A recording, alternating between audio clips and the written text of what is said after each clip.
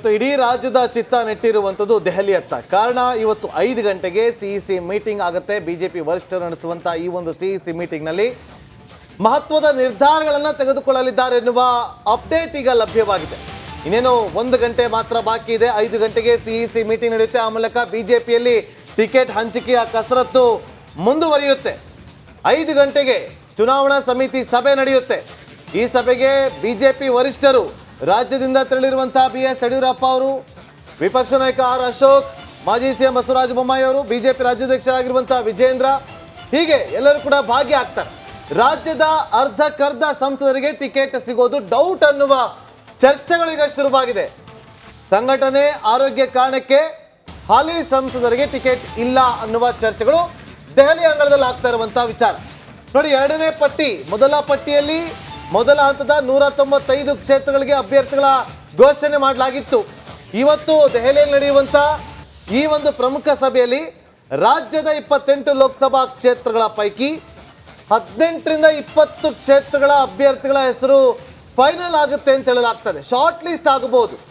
Short list ಆಗಿ ಇವತ್ತೇ ಬಿಡುಗಡೆ ಆಗುತ್ತಾ ಗೊತ್ತಿಲ್ಲ. ಯಾಕಂದ್ರೆ ಇವತ್ತು ಎಷ್ಟೊತ್ತವರೆಗೂ ಈ ಸಭೆ ನಡೆಯುತ್ತೋ, ಸಭೆ ಬಳಿಕ ತಕ್ಷಣ ಸುದ್ದಿಗೋಷ್ಠಿಯನ್ನು ಕರೆದು ಲಿಸ್ಟ್ ಅನ್ನ ಬಿಡುಗಡೆ ಮಾಡ್ತಾರಾ ಇಲ್ವಾ ಅನ್ನುವ ಕುತೂಹಲ ಅಂತೂ ಇದ್ದೇ ಇದೆ. ಮತ್ತೊಂದು ಅಂಶ ಅಂತಂದ್ರೆ ಈ ಮೀಟಿಂಗ್ ನಲ್ಲಿ ಬಹುಶಃ ಮೋದಿ ಅವರು ಹಾಗೆ ಅಮಿತ್ ಶಾ ಭಾಗಿಯಾಗ್ತಾ ಇಲ್ಲ. ಹೀಗಾಗಿ ಇಲ್ಲಿ ಏನೇ ಅಂತಿಮವಾದ್ರೂ ಕೂಡ ಅವರಿಬ್ಬರ ಗಮನಕ್ಕೆ ಬಂದು ಅಲ್ಲಿಂದ ಅಂತಿಮ ಮುದ್ರೆ ಬೀಳೋವರೆಗೂ ಬಹಿರಂಗ ಅಂತೂ ಪಡಿಸುವ ಸಾಧ್ಯತೆಗಳು ಕಡಿಮೆ. ನೀವಾಗಲೇ ಹೇಳ್ತಿದ್ರಿ ನಾಗೇಂದ್ರ, ನೋಡಿ, ಅರ್ಧಕ್ಕರ್ಧ ಜನ ಸಂಸದರಿಗೆ ಟಿಕೆಟ್ ಕೈತಪ್ಪೋ ಸಾಧ್ಯತೆ, 25 ಜನ ಬಿಜೆಪಿ ಕೈಯಲ್ಲಿರುವವರು. ಆ ಪೈಕಿ ಅರ್ಧ ಅಂತಂದ್ರೆ ಹತ್ರ 12ರಿಂದ 13 ಜನ ಆಲ್ರೆಡಿ ಬಿಜೆಪಿಯಲ್ಲಿ ಒಂದು 5 ಜನ ಹಾಲಿ ಸಂಸದರು ಏಜ್ ಫ್ಯಾಕ್ಟರ್ನಿಂದ, ಹಾಗೆ ಈ ಆಕ್ಟಿವ್ ಚುನಾವಣಾ ಪಾಲಿಟಿಕ್ಸ್ನಿಂದ ನಾವು ದೂರ ಸರಿತೀವಿ ಅನ್ನೋ ಹೇಳಿಕೆ ನೀಡಿಬಿಟ್ಟಿದ್ರು. ಅದರಲ್ಲಿ ಒಂದಿಬ್ರು ಈಗ ಚುನಾವಣೆ ಹತ್ರ ಬಂದಾಗ ಉಲ್ಟಾ ಕೂಡ ಹೊಡೆದಿದ್ದಾರೆ. 5 ಜನವನ್ನ ಪಕ್ಕಕ್ಕಿಟ್ಟು ನಾವು 12ರಲ್ಲಿ ನಾವು ಕೌಂಟ್ ಮಾಡಿದ್ರು 6 ಮಂದಿ ಹಾಲಿ ಸಂಸದರಿಗೆ ಸಂಘಟನಾ ಕಾರ್ಯದಿಂದ ಹಾಗೆ ಕ್ಷೇತ್ರ ವ್ಯಾಪ್ತಿಯಲ್ಲಿ ಆಗಿರುವ ಅಭಿವೃದ್ಧಿ ಕಾರ್ಯ ಅಂದುಕೊಂಡ ಮಟ್ಟಿಗೆ ಆಗಿಲ್ಲ ಅನ್ನೋ ಕಾರಣಕ್ಕೆ, ಹಾಗೆ ಬೇರೆ ಬೇರೆ ಕಾರಣದಿಂದಾಗಿ ಬದಲಾವಣೆ ಕೂಡ ಬೇಕು ಅನ್ನೋ ಕಾರಣಕ್ಕೋಸ್ಕರ ಟಿಕೆಟ್ ಕೈ ತಪ್ಪೋ ಸಾಧ್ಯತೆ ಇದೆ ಅನ್ನೋ ಚರ್ಚೆ ರಾಜಕೀಯ ವಲಯದಲ್ಲಿ ನಡೀತಾ ಇದೆ.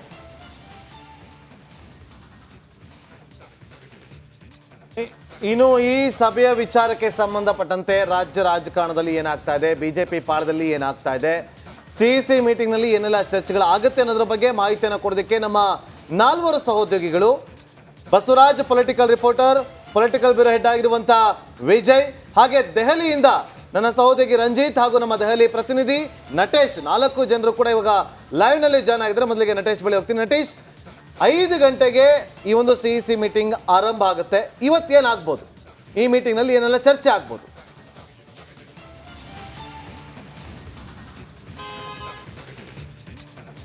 ಎಸ್ ನಾಗೇಂದ್ರ ಬಾಬು, ಏನು ಲೋಕಸಭಾ ಚುನಾವಣೆ ಹಿನ್ನೆಲೆ ಇಂದು 2ನೇ ಮಹತ್ವದ ಸಿಇಸಿ ಮೀಟಿಂಗ್ ಬಿಜೆಪಿ ನಡೆಸ್ತಾ ಇರ್ತಕ್ಕಂಥದ್ದು. ಇಲ್ಲಿ ಬಹಳ ಪ್ರಮುಖವಾಗಿ ಏನು ಬಿಜೆಪಿಯ ಮಹತ್ವದ ಆಕಾಂಕ್ಷಿಗಳೇನಿದ್ದಾರೆ, ಈ ಬಾರಿ ಟಿಕೆಟ್ ಸಿಗುತ್ತಾ ಇಲ್ವಾ ಎನ್ನುವಂತಹ ನಿರೀಕ್ಷೆಯಲ್ಲೂ ಕೂಡ ಇರ್ತಕ್ಕಂಥದ್ದು. ಅಂದರೆ ಈ ಬಾರಿ ನಡೀತಕ್ಕಂತಹ ಸಭೆ ಏನಿದೆ ಬಹಳ ಪ್ರಾಮುಖ್ಯತೆಯನ್ನು ಪಡೆದುಕೊಂಡಿರ್ತಕ್ಕಂಥದ್ದು.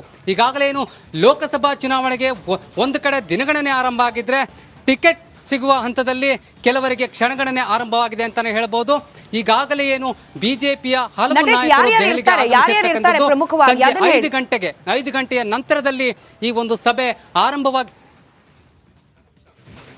ಸ್ಮಿತಾ, ಬಹಳ ಪ್ರಮುಖವಾಗಿ BS ಯಡಿಯೂರಪ್ಪನವರು, ಹಾಗೇನೆ ಪ್ರಹ್ಲಾದ್ ಜೋಶಿ ಸೇರಿದಂತೆ R ಅಶೋಕ್, ಹಾಗೇನೆ ಅರವಿಂದ್ ಬೆಲ್ಲದವರು ಕೂಡ, ಹಾಗೇನೆ ಅದರ ಜೊತೆಗೆ ಹಲವು ಬಿಜೆಪಿ ನಾಯಕರು ಕೂಡ ದೆಹಲಿಗೆ ಆಗಮಿಸ್ತಾ ಇರ್ತಕ್ಕಂಥದ್ದು. ಈಗಾಗಲೇ BS ಯಡಿಯೂರಪ್ಪನವರು ಹಾಗೇನೆ R ಅಶೋಕ್ ಸೇರಿದಂತೆ ಕೆಲವೊಂದಿಷ್ಟು ನಾಯಕರು ಈಗಾಗಲೇ ದೆಹಲಿಗೆ ಬಂದಿರತಕ್ಕಂಥದ್ದು. ಸಂಜೆ 5 ಗಂಟೆಗೆ ಸರಿಯಾಗಿ ಈ ಸಭೆ ಆರಂಭ ಆಗ್ತಾ ಇರ್ತಕ್ಕಂಥದ್ದು. ಹಾಗಾಗಿ ಈ ಒಂದು ಸಭೆ ಏನಿದೆ ಬಹಳ ಮಹತ್ವದ ನಿರ್ಧಾರಕ್ಕೆ ಕೂಡ ಸಾಕ್ಷಿ ಆಗ್ತಕ್ಕಂಥದ್ದು ಬಹಳ ಸ್ಪಷ್ಟವಾಗಿ ಗೊತ್ತಾಗ್ತಾ ಇದೆ. ಈಗಾಗಲೇ ಏನು ಈ ಒಂದು ಸಭೆಗೆ ಸಂಬಂಧಪಟ್ಟಂತೆ ಯಡಿಯೂರಪ್ಪನವರು ಕೂಡ ಮಾತನಾಡಿರ್ತಕ್ಕಂಥದ್ದು. ಅಂದರೆ ಇಂದು ಆದಷ್ಟು ಬೇಗ ಫೈನಲ್ ಮಾಡ್ತೀವಿ ಎನ್ನುವಂತಹ ಮಾತನ್ನು ಕೂಡ ಹೇಳಿರ್ತಕ್ಕಂಥದ್ದು. ಅಂದರೆ BS ಯಡಿಯೂರಪ್ಪನವರು ಹೇಳುವಂತಹ ಸಂದರ್ಭದಲ್ಲಿ ಹಿಂದೆ ಟಿಕೆಟ್ ಫೈನಲ್ ಆಗುತ್ತೆ ಅನ್ನುವಂತಹ ನಿರ್ಧಾರವನ್ನು ತೆಗೆದುಕೊಳ್ತೀವಿ ಎನ್ನುವಂತಹ ಮಾತನ್ನು ಕೂಡ ಹೇಳಿರ್ತಕ್ಕಂಥದ್ದು. ಅಂದರೆ ಈ ಬಾರಿಯ ಲೋಕಸಭಾ ಚುನಾವಣೆಗೆ ಸಂಬಂಧಪಟ್ಟಂತೆ ಮೊದಲನೇ ಪಟ್ಟಿಯಲ್ಲಿ ಯಾವುದೇ ಒಬ್ಬ ಅಭ್ಯರ್ಥಿ ಹೆಸರನ್ನು ಲಿಸ್ಟಲ್ಲಿ ಇಲ್ಲದೆ ಇರತಕ್ಕಂಥದ್ದು ಕೂಡ ಬಹಳಷ್ಟು ಕುತೂಹಲವನ್ನು ಹುಟ್ಟಿಸಿತ್ತು. ಈ ಬಾರಿಯ ಎರಡನೇ ಲಿಸ್ಟ್ನಲ್ಲಿ 15ಕ್ಕೂ ಹೆಚ್ಚು ಜನ, ಅಂದರೆ 15ಕ್ಕೂ ಹೆಚ್ಚು ಮಂದಿಯ ಲಿಸ್ಟ್ ಅನ್ನು ಅನೌನ್ಸ್ ಮಾಡುತ್ತಾರೆ ಎನ್ನುವಂತಹ ಮಾಹಿತಿ ಮೂಲಗಳಿಂದ ಲಭ್ಯ ಆಗ್ತಾ ಇರತಕ್ಕಂಥದ್ದು. ಬೋರ್ಡ್ ಏನಿದೆ ಆ ಬೋರ್ಡ್ ಅಲ್ಲಿ ಇರುವಂತದ್ದು ಕೇವಲ ಯಡಿಯೂರಪ್ಪ ಅವರು ಮಾತ್ರ ರಾಜ್ಯದಿಂದ. ಯಡಿಯೂರಪ್ಪ ಅವರು ಓಕೆ, ಆದ್ರೆ ಇವರೆಲ್ಲ ಯಾಕೆ ಅನ್ನೋ ಪ್ರಶ್ನೆಗಳು ಉದ್ಭವ ಆಗ್ತದೆ, ಅಥವಾ ಇವರಿಂದ ಅಭಿಪ್ರಾಯವನ್ನ ಸಂಗ್ರಹ ಮಾಡೋದಕ್ಕೋಸ್ಕರ ಇವ್ರನ್ನ ಕರೆಸಿದಾರ? ಮತ್ತೊಂದು ಕಡೆ ರೇಣುಕಾಚಾರ್ಯ ಅವರು ಕಳೆದ ಒಂದು ವಾರದಿಂದ ಅಲ್ಲೇ ದೆಹಲಿಯಲ್ಲಿ ಠಿಕಾಣಿನ ಹೂಡಿದ್ದಾರೆ. ಶಾಸಕರು ಕೂಡ ಅಲ್ಲ ರೇಣುಕಾಚಾರ್ಯ ಅವರು ಲೆಕ್ಕಕ್ಕೆ. ಹೌದು. ಮತ್ತೊಂದು ಕಡೆ ಅರವಿಂದ್ ಬೆಲ್ಲದವರು ಇದ್ದಾರೆ ಅಲ್ಲಿ. ಪ್ರಹ್ಲಾದ್ ಜೋಶಿ ಅವರು ಒಬ್ಬ ಕೇಂದ್ರ ಸಚಿವರಾಗಿದ್ದಾರೆ, ರಾಜ್ಯದ ಒಬ್ಬ ಪ್ರಮುಖ ಮುಖಂಡರಾಗಿ ಅವರು ಭಾಗಿ ಆಗ್ತಿದ್ದಾರೆ. ಮತ್ತೊಂದು ಕಡೆ